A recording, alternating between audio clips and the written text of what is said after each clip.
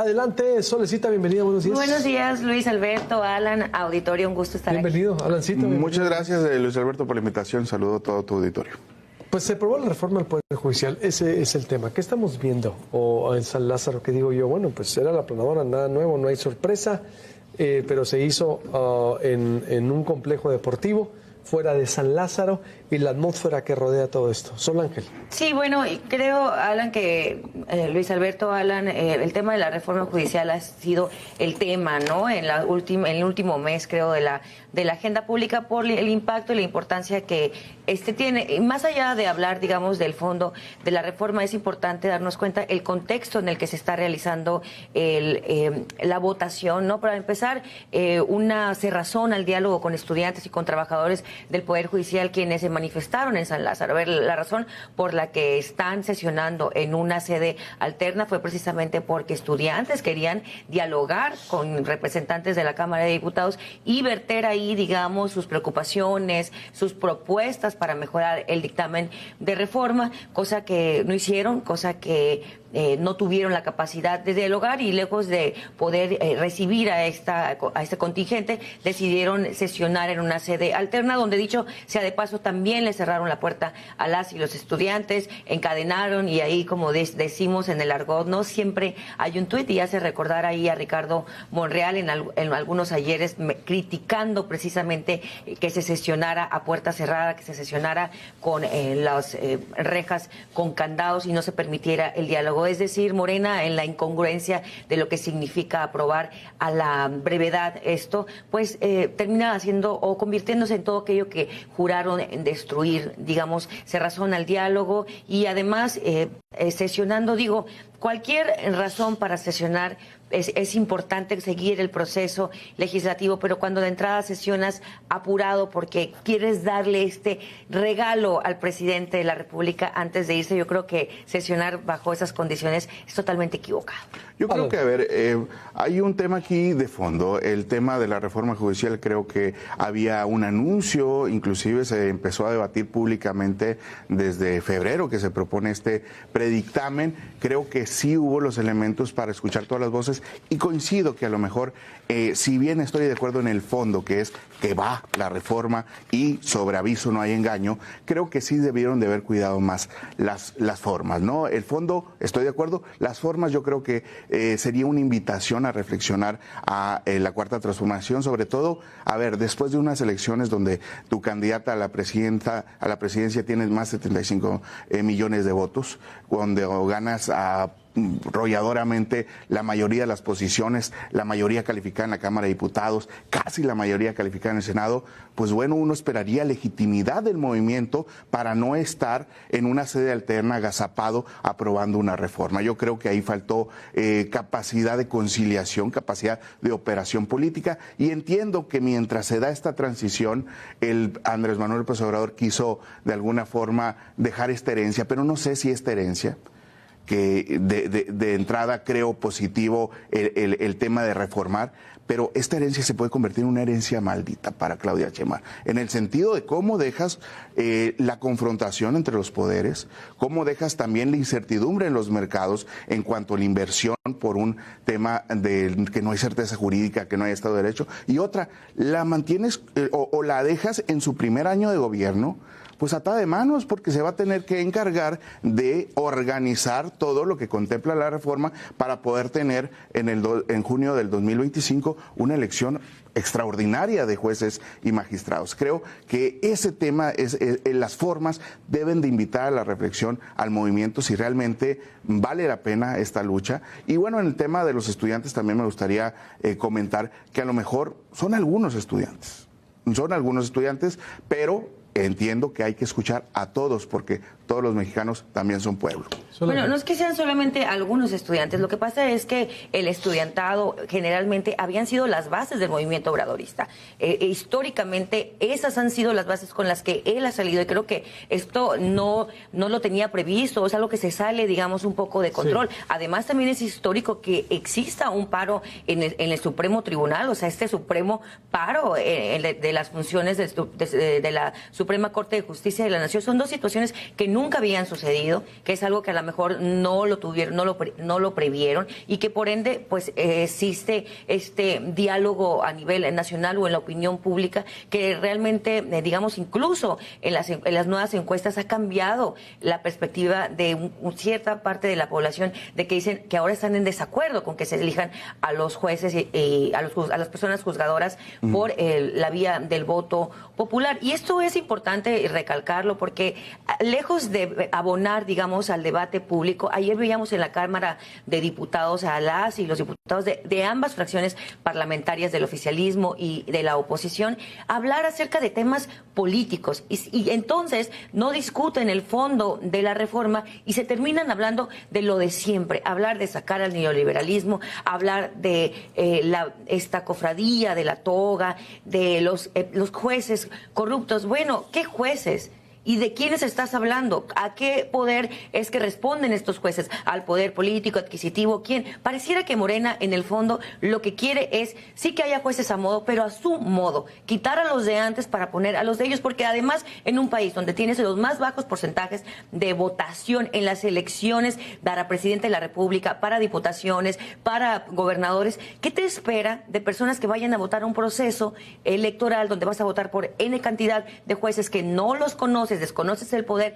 Imagínate la cantidad de personas que van a legitimar a esos jueces. Mínima, si así, digamos, los presidentes de la República llegan con el 20% de la población, digamos, vota un 40% de la población, un 60% del padrón electoral, ni siquiera de la población en general. Entonces, realmente no tenemos procesos legítimos, mucho menos los vamos a tener en el Poder Judicial, donde la gente ni siquiera entiende de qué va la reforma. Claro, y ni los diputados. Ni siquiera los diputados. Y entiendo, a ver, tampoco se es especialista en todo y menos a la clase política le podemos pedir, pues obviamente, o algún debate técnico, debate jurídico. A ver, sin embargo, sí creo que el tema también, el debate político es lo que realmente motiva a esta reforma. Claro que los jueces, los magistrados, todas las personas involucradas del Poder Judicial tienen un criterio y claro, la experiencia, el expertise de dialogar. Sin embargo, creo ahí no cuidaron las formas en el poder que hoy ostenta la presidencia y la Cámara de Diputados, de no sentarse, no decir, a ver, vamos a calmarnos un poquito, vamos a aguantar un mes, vamos a hacer un foro. Creo, eso yo pensé, sinceramente, que Claudia Sheinbaum iba a llegar como la gran salvadora y decir, a ver, sí, cuidado, vamos viéndonos con calma. Pero sí, no lo había visto de esa manera, pero veo un obsequio al presidente Andrés Manuel López Obrador de decir, cumplimos, ¿no? Y cumplimos cuando entramos. Y aquí yo creo que también vemos una figura que a lo mejor ahorita se podrá evaluar dentro del movimiento como el gran reformador, pero vemos a Ricardo Monreal como al inicio del sexenio de Andrés Manuel López Obrador en la Cámara de Diputados, en la Cámara de Senadores, fue el gran reformista, el impulsor, ¿no? El operador. Pues bueno, ahora también está haciendo lo propio en el inicio del sexenio o el final del sexenio de Andrés Manuel López Obrador y el inicio de Claudia Sheinbaum. Esa figura no hay que perderla de vista, creo que va a jugar un papel predominante en lo que viene. ¿Es una reforma regresiva lo que vamos? Vamos a otro mundo, un mundo que no conocemos. No necesariamente un mundo que no conozcamos. Lo que pasa es que, como cualquier reforma que exista, el hecho de que pongas a jueces distintos y que vayas a cambiar a la mitad de los jueces en el siguiente proceso extraordinario, pues te habla acerca de qué va a pasar con las garantías de las personas que tienen juicios, de los juzgadores. Pero no solamente eso, las reformas son necesarias, pero, y vuelvo al punto del que hablaba hace un momento, el discurso o el debate se quedó en la narrativa política, en quién es más corrupto que quién, a quién responde el Poder Judicial. Digo, ahí estuvo el mismo Saldívar más de 12 años y ahora dice que está corrompido. Las mismas personas que están promoviendo la reforma trabajaron ahí, ¿no? Y cuando estuvieron ahí nunca les fue cómoda las reglas bajo las que se jugaron. El presidente de la República trató de mantener a Saldívar 2 años más en la Corte. Luego trató de imponer a Yasmina Esquivel como la presidenta de la Corte. No lo logró y acto seguido manda también esta reforma para cambiar a todas y todas las personas juzgadoras que ahí están. Entonces, yo creo que no necesariamente tendría que ser una reforma regresiva, pero lo que sí es una reforma que no toca el problema del acceso a la justicia de las personas de a pie, no toca a las fiscalías, no toca a los poderes judiciales locales. Entonces hay que tomar en cuenta eso. La gente y seguimos sin desconocerlo, y ni siquiera, digamos, una diputada, un diputado se tomaron el tiempo de explicar eso. Simplemente se acusaban los unos a los otros y dejaron de lado. La discusión más importante es cómo de manera inmediata le va a afectar a la ciudadanía esta reforma. Sí, a ver, yo creo que cuando iniciábamos el debate aquí en estos espacios, hablamos de que había mucha desinformación al respecto. Sí. Y claro, pero también había la narrativa de solamente centrar el debate en el voto popular, pero hay que recordarle a la ciudadanía, y creo que en eso debieron de profundizar los foros y el debate también en la Cámara de Diputados, de que hay 4 puntos, 4 ejes centrales que sí garantizan una justicia pronta y expedita para la ciudadanía, o al menos esa es la pretensión principal. Claro que el tema político, claro que el tema se centra en lo polémico que es el voto popular. Ya veremos si eso resulta, pero creo que sí no es una regresión, como sí podría ser el tema de eliminar la reelección. Yo creo que ahí sí podríamos calificarlo como una reforma regresiva, porque volveríamos a antes. Creo que esta es de vanguardia. Veremos, prueba y error. Sin embargo, pues sí, quedarnos como estamos ahorita creo que sería un suicidio. ¿Es de vanguardia? No, a mí no me parece que sea de vanguardia, me parece que es accidentada, me parece que lo están haciendo con los pies, me parece que a mí como ciudadana y como periodista me molesta escuchar a las y los diputados que en teoría arrastraron el lápiz para hablar de una reforma que desconocen totalmente. Me da pena ajena escuchar a las y los diputados de este país discutiendo acerca de un tema que totalmente desconocen, se paran en la tribuna y dicen mentira tras mentira, tras mentira, tras mentira, pero esto no es propio del oficialismo, también lo hace la oposición. La oposición también miente y todas las fuerzas políticas mienten de manera consciente, de tal suerte que la narrativa de la reforma está en el pleito, está en qué narrativa gana en la opinión pública y no realmente si si lo que están haciendo es acorde para necesitar o para que la gente pueda acceder a la justicia.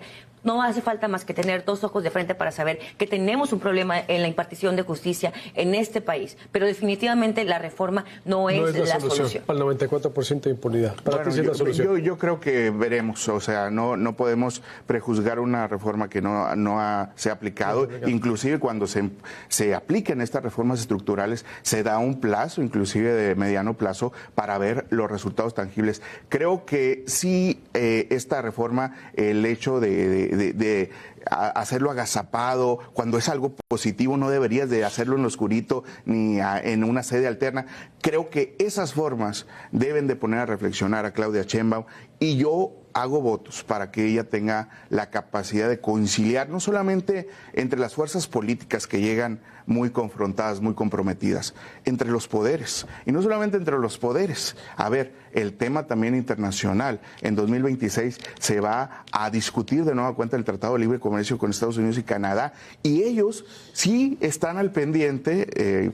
Y sí les interesa el tema. Sí les interesa el tema. Nos quedamos ante, entonces concluimos con el tema. Para cerrar, yo creo que es un acto sin precedentes extraordinario en la política mexicana. Yo no recuerdo en mi vida como periodista, y echándole un clavado a la historia, pues este tipo de votación. Sí en lo oscurito, sí bloqueado en San Lázaro, pero con una sede alterna no lo recuerdo. No sé si exista, no vi ningún análisis al respecto, pero creo que debe de dejar a la reflexión al poder qué tan legitimado llegas o no con esta reforma, o de alguna forma pareciera que son los que perdieron, ¿no? Bueno, pareciera que a Morena le faltó hacer política, ¿no? Eso no le pasaba a los priistas y a los panistas en esta magnitud, y no porque sean mejores, digo, a lo mejor se les olvidó cómo hacer política, porque los priistas y los panistas siguen ahí en el Poder Legislativo y en la Cámara de Diputados y en la Cámara de Senadores, nada más que con las siglas de Morena, ¿no? Ahí están todos y muy abrazados ahí con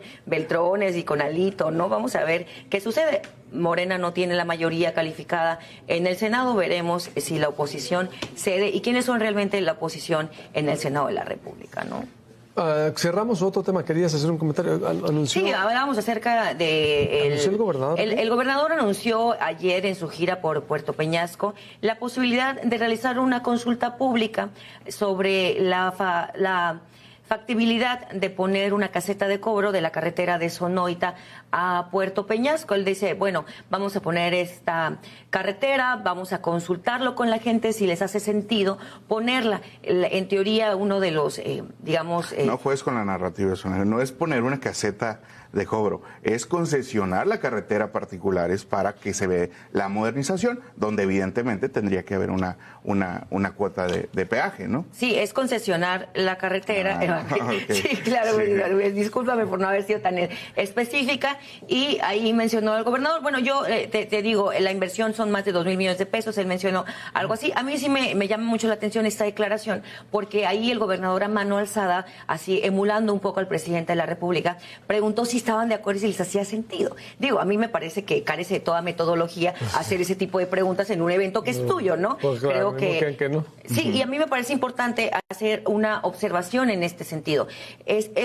Digamos, Sonora tiene una ley de participación ciudadana y tenemos un ejemplo muy claro de lo que ha sucedido con esta ley en Sonora. Y lo acaba de poner el ejemplo esta administración municipal, la administración de Hermosillo, que tienen un cierto presupuesto de participación ciudadana que se hace por medio del Instituto Estatal Creces, ¿no? Electoral, presupuesto Creces, que se apoya en el Instituto Estatal Electoral para hacer, digamos, estas encuestas, estas consultas públicas y que entonces la ciudadanía decida cómo elegirlo.